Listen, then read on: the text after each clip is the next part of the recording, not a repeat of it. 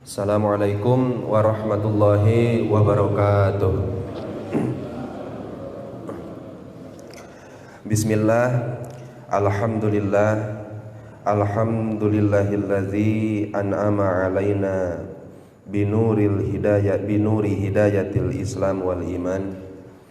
Wassalatu wassalamu ala rasulillah sayyidina wa habibina wa qurrati a'yunina wa maulana Muhammadin sallallahu alaihi wasallam wa ala alihi wa sahbihi ajma'in.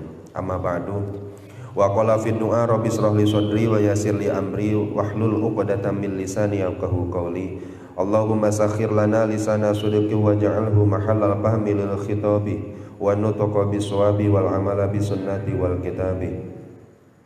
Allahumma wafiqna li isabati shawab wa janibna zayga wal irtiyab wanfa'na wal muslimina bima hawa hazal kitab walhamdulillahi rabbil alamin. Bapak-bapak yang saya hormati, alhamdulillah pada kesempatan kali ini kita bisa melanjutkan kajian kita membaca kitab hikam, yang mana tadi seperti yang sudah disampaikan bahwa kita sudah sampai ke hikmah yang ke-8 ya Pak, di mana di hikmah yang ke-7 kemarin kita membahas la yusakkikannaka fil wa'di adamu wuqu'il mau'udi wa in ta'ayyana zamanuhu li alla yakuna dzalika qadhan fi basiratika wa ikhmadan li nuri sariratika. Janganlah engkau meragukan atas janji-janji Allah Subhanahu wa taala, ragu bahwa janji itu tidak akan pernah terjadi, walaupun di dalam janjinya sudah tertera waktunya kapan terjadi, tetapi pas datang waktunya kok nggak terjadi. Sehingga hal itu jangan membuat ragu.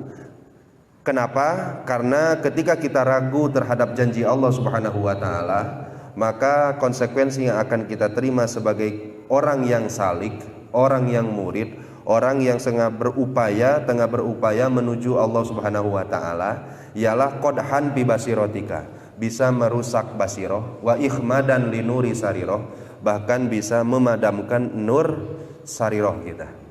Itu sudah kita bahas di minggu yang lalu, dan insyaallah pada kesempatan kali ini kita akan mulai lagi membahas hikmah yang ke-8, yang mana di hikmah yang selanjutnya ini saya Ibnu Athaillah As-Sakandari akan menyampaikan sesuatu yang luar biasa Pak, sehingga memahaminya harus pelan-pelan. Kemudian kalau Bapak mau ngopi ya sambil ngopi saja, nggak apa-apa. Kemudian kalau mau sambil selonjoran nggak apa-apa, yang penting ngaji itu sing nyaman baik Pak. Kita nyaman hese ngarti, kamu tegang. Nah, sehingga sing santai saja ngajinya. Pertama-tama kita harus pahami Pak, bahwa seorang manusia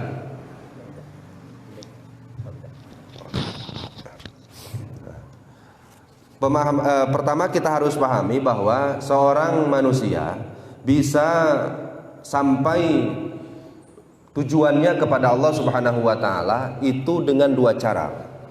Jadi orang itu bisa bermakrifat kepada Allah, orang itu bisa dekat dengan Allah Subhanahu wa taala, caranya dua. Dan mungkin ini salah satunya tentu kita akan lakukan. Cara yang pertama adalah seorang manusia menuju kepada Allah Subhanahu wa taala dengan perjalanan yang panjang, perjalanan yang sangat berat, perjalanan yang begitu luar biasa hebatnya. Dimulai dari dini mungkin kita memupuk keimanan di dalam hati, kemudian membiasakan diri untuk mempraktekkan rukun-rukun Islam dalam kehidupan sehari-hari. Kapan kita pas lagi kecil-kecilnya itu dibimbing untuk memupuk rukun-rukun iman. Allah itu sifatnya seperti apa? Rasulullah itu seperti apa karakternya, seperti apa sosoknya, bagaimana akhlaknya. Apa tujuannya? Agar tumbuh rasa cinta di dalam hati, sehingga kalau sudah cinta kepada Rasul, cinta kepada Allah, cinta kepada Al-Quran, maka akan mudah untuk mengamalkannya. Setelah itu kita lakukan, dari dini mungkin kita berusaha berjuang untuk mempraktekkan syariat atau taat ibadah kepada Allah Subhanahu wa taala, maka lambat laun sampailah kita istiqomah. Hasil di ujungnya tadaulud dunya syai'an pasai'an amama basorihi, maka pandangan kita terhadap dunia begitu dunia itu tidak ada artinya. Kan itu hasilnya banyak. Perjuangan riadoh yang kita lakukan dari awal sampai sekarang ini, sampai titik ini, ada yang riadohnya itu dimulai dengan membaca Al-Quran, tahajud, puasa, apapun ibadahnya dilakukan, sehingga pada hasilnya dunia itu di hadapan matanya tidak ada artinya. Wa ta'adumul akhirati syai'an pasai'an fi nafsihi wa fuadihi. Kemudian begitu agung dan dahsyatnya derajat akhirat di pandangan diri dan hatinya. Itu disebutnya thoriqul hidayah wal inabah. Disebut hidayah atau inabah. Metode seseorang sampai kepada Allah, metode seseorang dekat dengan Allah, metode seseorang makrifat kepada Allah, yaitu dengan cara dia memulai berikhtiar dari sedari kecil atau bahkan dari mulai kita balik sampai sekarang, namun pada akhirnya kita akan mendapatkan diri kita dekat dengan Allah Subhanahu wa taala. Ini sampai sini bisa dipahami dulu tidak, Pak? Cara yang pertama, dekat kepada Allah Subhanahu wa taala atau makrifat kepada Allah Subhanahu wa taala. Makrifat apa sih? Ya sudahlah, kita artikannya jangan yang aneh-aneh saja banyak. Makrifat itu adalah kesadaran yang tumbuh di dalam hati bahwa Allah Subhanahu wa taala itu ada. Kesadaran, sadar loh banyak, bukan tahu. Kalau kita kan sekarang masih tahu. Ini mah sadar bahwa Allah Subhanahu wa taala selalu mengawasi kita, selalu melihat kita, dan kesadaran itu berlangsung 24 jam. Itu disebutnya ma'rifat. Nah, ini udah ada yang sampai sini, Pak? Wah, insya Allah sih. Dari gerak-geriknya sudah ada ketahuan ya, Pak. Jangan nanya, ditanya sama baiknya. Ente, nah. Nah, ini tingkatan yang pertama itu adalah tingkatan orang-orang yang berjuang dari awal menuju Allah Subhanahu wa taala sehingga dekat. Kemudian ada metode yang kedua, thoriqun yattajihu bihil lahu ilal abdi. Kalau yang pertama kita yang mendekatkan diri dan berjuang dari awal untuk dekat kepada Allah. Nah, metode yang kedua ini Allah Subhanahu wa taala yang memulainya.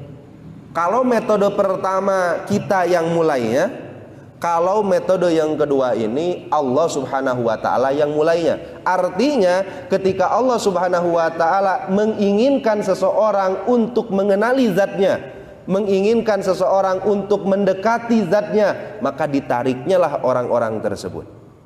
Sehingga orang tersebut tidak butuh waktu yang lama, tidak butuh ibadah-ibadah yang begitu hebatnya, panjang dan masyakatnya, sehingga mereka dengan seketika sudah langsung dekat dengan Allah Subhanahu wa taala. Disebutnya thoriqul ijtiba wal istifa, atau metode pilihan tarikan dari Allah Subhanahu wa taala. Ada nggak model yang kayak gini, Pak? Nanti kita terangkan. Nah, terus ini metode yang kedua ini sudah tertutupkah pintunya atau belum?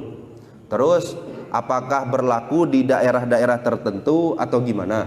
Kemudian ada syarat atau tidak untuk mendapatkannya? Atau minimal karakteristik orang yang mendapatkan thoriqul ijtiba ini seperti apa? Nah, itu insya Allah yang akan kita bahas. Nah, pada hikmah yang ke-8 ini, saya Ibnu Athaillah As-Sakandari akan bahas thoriqoh yang kedua tadi. Bukan membahas thoriqoh yang pertama. Kalau thoriqoh yang pertama, orang dekat makrifat kepada Allah Subhanahu wa taala dengan jalan dia beriadoh dari mulai awal. Dia nuntut ilmu heula, ngaji heula, kan gitu banyak. Terus ngaji diamalkan. Setelah diamalkan dia harus ikhlas. Setelah ikhlas pun dia harus istiqomah. Setelah istiqomah pun itu ge kadung bisa hasil, kadung bisa henteu. Kadang-kadang bisa hasil, kadang-kadang bisa henteu. Artinya setelah orang mengamalkan ibadah, mengamalkan ketaatan, sudah ikhlas, kadang-kadang masih ada saja perasaan Allah Subhanahu wa taala tidak mengawasi dirinya, sehingga di lain kesempatan, kalau ada kesempatan, dia berbuat maksiat kepada Allah Subhanahu wa taala. Ada nggak yang model-model kayak gitu? asa tariknya kayak. Nah, kalau thariqah itu nanti kita bahasnya. Nah, ini thariqah yang kedua. Thariqah yang kedua teh ieu mah terkenal-kenal jeung Masjid Acan, Pak. Ke masjid na oge kadang-kadang bulan kali, tahun kali. Mimitina ge tukang tarok, tukang mabok, tukang colok we atos ieu mah. Hanya butuh waktu sehari saja ditarik ku Allah Subhanahu wa taala, tobat, geus tobat ibadah istiqomah, bahkan bisa mengalahkan keistiqomahan kita yang sholatnya itu dari mulai balik berakal. Ada nggak orang kayak gitu? Ada. Nah, ini insya Allah yang akan kita bahas di hikmah yang selanjutnya. Maka Syekh Ibnu Athaillah As-Sakandari mengatakan dalam kalam hikmahnya, beliau menyampaikan, Bismillahirrahmanirrahim. Idza fataha laka, ketika Allah Subhanahu wa taala membukakan untukmu wijhatan minat ta'arrufi, satu jalan mengenal Allah Subhanahu wa taala. Ketika Allah sudah membukakan satu jalan, satu pintu agar kita bisa mengenal Allah Subhanahu wa taala, maka pala tubali ma'aha angqalla amaluka. Jangan kamu pedulikan, jangan kamu bikin bimbang bahwa kamu memiliki amal-amalan yang sedikit. Artinya, ketika ada orang ditarik oleh Allah, ada orang dipilih oleh Allah untuk dekat kepadanya, maka jangan sampai amal-amalnya yang sedikit itu membuat dia ragu bahwa dia memiliki keistimewaan ini. Kenapa? Karena amal-amalan bukanlah syarat untuk mendapatkan thariqah yang kedua ini. Nah, jadi ada kalanya orang itu amalnya mah nggak seberapa. Nah, jadi kan tetap banyak. Kita yang dari awal datang ke masjid, sholat berjamaah, kemudian dilanjutkan dengan zikir, berdoa kepada Allah, tujuannya buat apa? Tujuannya buat apa, Pak? Oh ya kade tujuan dari hayang benghar deh. Tujuannya tentu kita ingin hati kita diisi dengan rasa cinta. Rasanya banyak. Ingin hati kita diisi dengan rasa takut. Ingin hati kita itu terisi dengan rasa ta'dim kepada Allah Subhanahu wa taala. Kan itu tujuannya teh, Pak. Kita lakukan ibadah itu agar kita ini dekat dengan Allah Subhanahu wa taala. Nah, ada orang yang thariqah pertama tujuannya itu. Adapun thariqah kedua tujuannya apa? Tetap sama-sama. Tujuannya itu dekat kepada Allah Subhanahu wa taala. Tujuannya itu ma'rifat kepada Allah Subhanahu wa taala. Tetapi kan amal-amalannya dibandingkan dengan yang pertama enggak ada apa-apanya tuh. Hari yang pertama dari mulai kecil dia sudah ibadah, hari yang kedua tibeakeun ti leutikna nepi ka kolotna dibeakeun ku maksiat, dipilih ku Allah malah jadi taat, bahkan dia duluan yang sampai ke tujuan yang kita tuju. Itu permisalannya bahwasanya ketika ada seseorang sudah dipilih oleh Allah Subhanahu wa taala, maka amal-amalan sebelumnya itu bukan menjadi syarat bahwa orang itu dipilih oleh Allah Subhanahu wa taala. Sampai sini bisa dipahami banyak? Nah, nanti ada sebagian orang yang salah paham memahami hikmah ini. Insyaallah kita akan bahas nanti banyak. Nah, kemudian Syekh Ibnu Athaillah As-Sakandari pun menyampaikan apa alasannya. Kenapa kita jangan sampai bimbang, ragu atau bahkan memperhatikan amal-amalan sebelum kita ditarik atau dipilih oleh Allah Subhanahu wa taala? Karena ma fataha, Allah Subhanahu wa taala tidak akan membukakan pintu atau jalan untuk mendekatkan diri kepada Allah tadi kepada kita illa wa huwa yuridu ayata'arrafa ilaika, kecuali Allah Subhanahu wa taala menginginkan kita untuk mengenali zatnya. Harus siapanya? Mual mungkin dibukakan satu lawang, mual mungkin dibukakan satu sabab untuk kita dekat dengan Allah, kecuali Allah Subhanahu wa taala menginginkan kita dekat dengan Allah. Allah menginginkan kita mengenali zat Allah Subhanahu wa taala. Kalau kita banding-bandingkan amal kita dengan pilihan Allah tadi, maka Syekh Ibnu Athaillah As-Sakandari pun menyampaikan, alam ta'lam anna ta'arrufa huwa muriduhu ilaika. Kan kita tahu, Pak, amal-amal yang kita kerjakan itu adalah hal yang kita hadiahkan kepada Allah. Sedangkan makrifat tadi, pemberian tadi adalah pemberian dari Allah Subhanahu wa ta'ala. Amal adalah hal yang kita hadiahkan kepada Allah. Sedangkan pembukaan lawang makrifat tadi pemberian dari Allah. Pemberian dari Allah dan hadiah dari kita, kalau dibanding-banding mana yang lebih agung? Tentu lebih agung pemberian Allah Subhanahu wa ta'ala. Sehingga nggak pantas pemberian itu disandingkan atau dibandingkan dengan amalan. Sampai sini bisa dipahami dulu banyak? Puyeng? Ya pasti. Ya udahlah, kita pahami sedikit demi sedikit saja. Oke, Pak. Allah Subhanahu wa taala dauh dina Al-Qur'an. Dauhan Allah Subhanahu wa taala dalam Al-Qur'an, Bismillahirrahmanirrahim. Allahu yajtabi ilaihi may yasha wa yahdi ilaihi may yunib. Kata Allah Subhanahu wa taala, Allahu Gusti Allah yajtabi memilih ilaihi untuk menuju kehadirah Allah, untuk mendekatkan diri kepada Allah, mayyasha, dipilih itu orang-orang yang Allah kehendaki. Satu. Yang kedua di sambungan ayatnya, wa yahdi ilaihi mayyunib, dan Allah berikan petunjuk orang-orang agar bisa mendekatkan diri kepada Allah, yaitu mayyunib, orang-orang yang selalu bertobat kepada Allah Subhanahu wa taala. Dua apanya? Satu, Allah akan memilih orang untuk mendekatkan diri kepada Allah. Dipilih itu mayyasha, orang-orang yang hanya dikehendaki oleh Allah saja. Yang kedua, Allah akan berikan petunjuk kepada orang untuk mendekatkan diri kepada Allah, untuk dekat dengan Allah. Caranya mayyunib, orang-orang yang senantiasa istiqomah bertobat kepada Allah Subhanahu wa taala. Yang pertama ini thoriqul ijtiba, yang kedua ini thoriqul hidayah wal inabah. Nah, itu ada ayat Al-Qur'annya. Nah, jadi apakah ada hal semacam itu dalam Al-Qur'an? Ya, ini berdasarkan Al-Qur'an. Ada orang yang langsung dipilih untuk dekat dengan Allah, langsung dipilih? Ada. Ada juga orang yang harus ikhtiar dulu, harus jihad heula, harus juhud dulu, baru bisa dekat dengan Allah. Kita kira-kira dari dua ini yang mana nih? Atau mudabdamun bainahuma, teka kanan, teka kenca. Nah, ada orang yang ikhtiar dulu, berusaha dulu, amal dulu, baru dekat. Ada orang itu yang dipilih, barulah dia beramal istiqomah. Ada nggak yang kayak gitu? Nah, kebanyakan yang kayak gitu terjadi dulu, bahkan zaman Rasulullah Shallallahu Alaihi Wasallam. Bapak tahu Khalifah kedua Sayyidina Umar bin Khattab.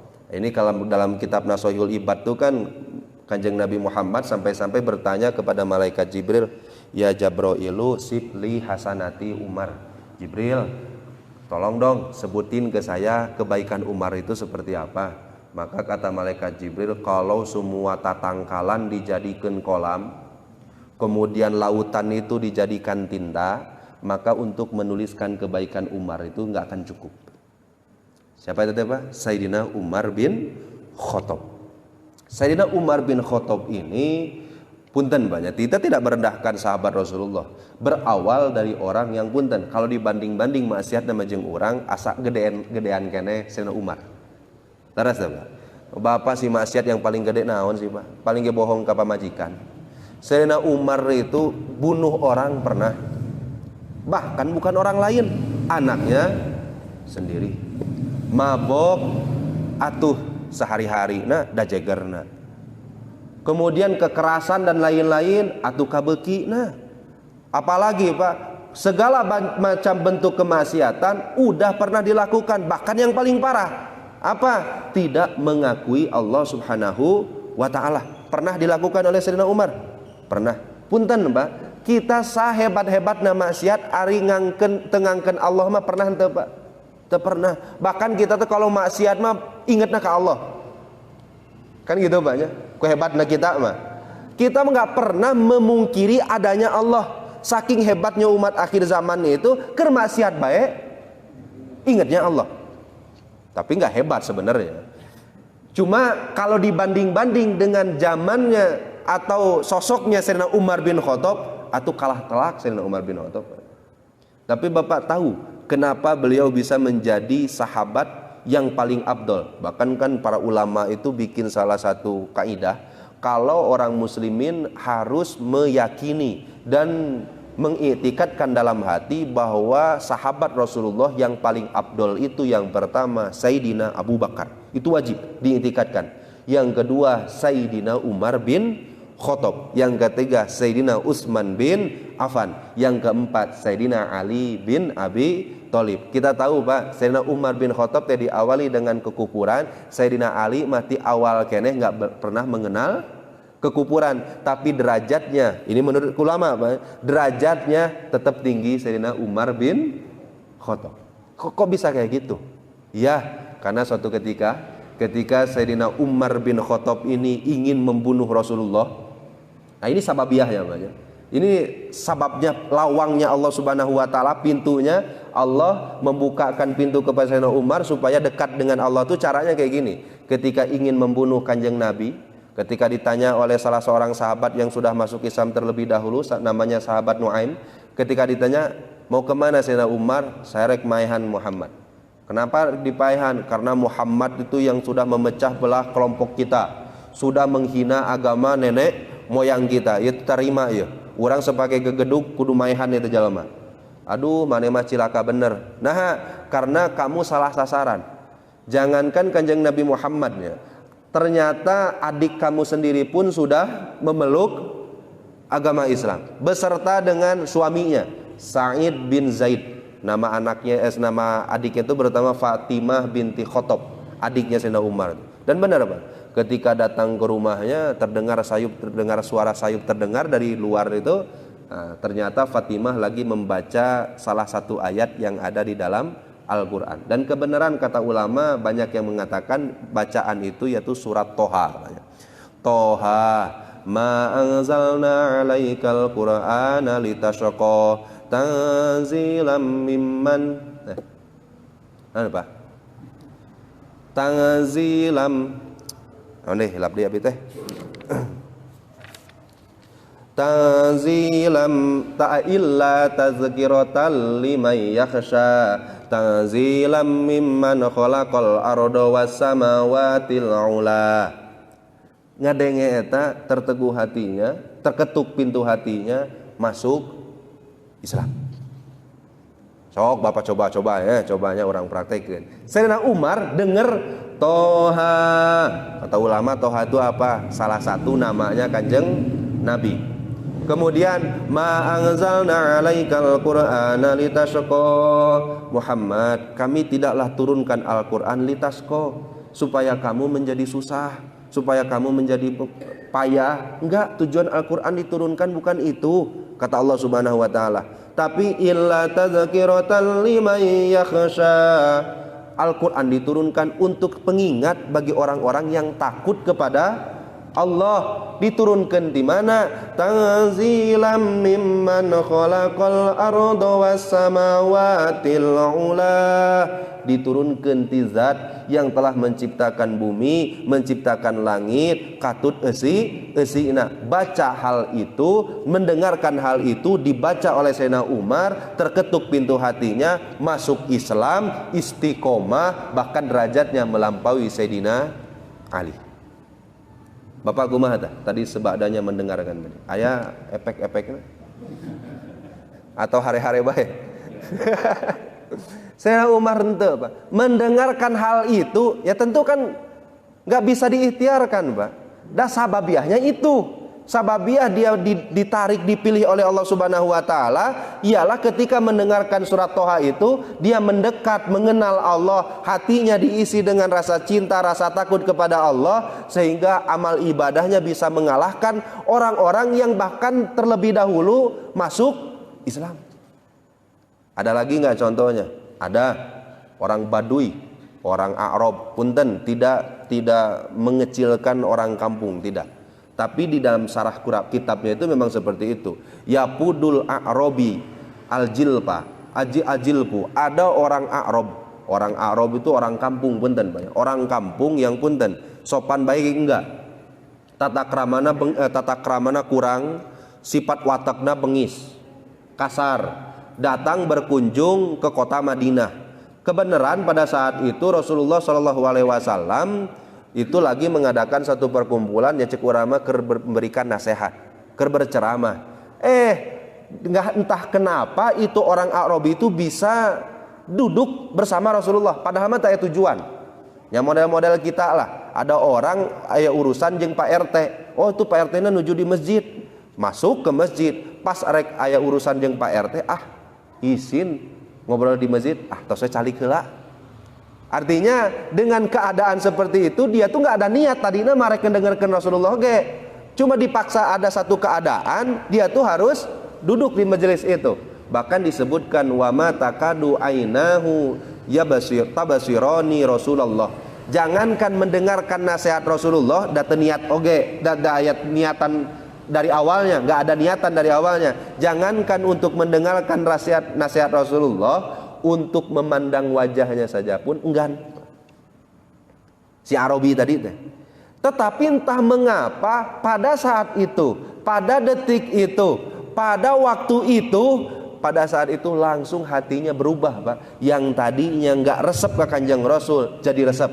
Nu tadina teu nyaah acan jadi nyaah, yang tadinya enggak cinta-cinta acan menjadi cinta kepada Rasulullah. Sebada itu menjadi pemuda Islam, pemuda mukmin yang istiqomah dalam melakukan ibadah.